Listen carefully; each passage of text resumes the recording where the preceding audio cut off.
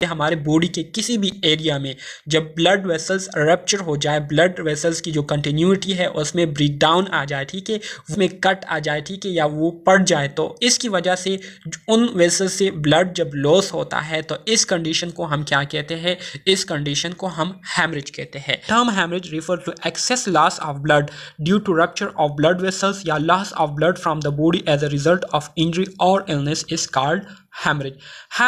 Haemorrhage का जो लफ्ज़ है इससे मुराद एक्सेस लॉस ऑफ ब्लड का जो है बहुत ज़्यादा ज़ाया हो जाना। किस वजह से? Due to rupture of blood vessels. जो ब्लड वेसल्स होते हैं वो वेसल्स जिसमें ब्लड सर्कुलेट कर रही होती है, तो वो वेसल्स जब रप्चर हो जाते हैं, जब पड़ जाते हैं, उसमें ब्रेक डाउन आ जाता है या उसमें कट लग जाता है, ठीक है, तो इसकी वजह से फिर इन वेसल्स से बहुत ज़्यादा मिकदार में ब्लड जो है वो ज़ाया होना शुरू हो जाता है, ठीक है। तो इस कंडीशन को हम क्या कहते हैं, इस कंडीशन को हम हैमरेज कहते हैं।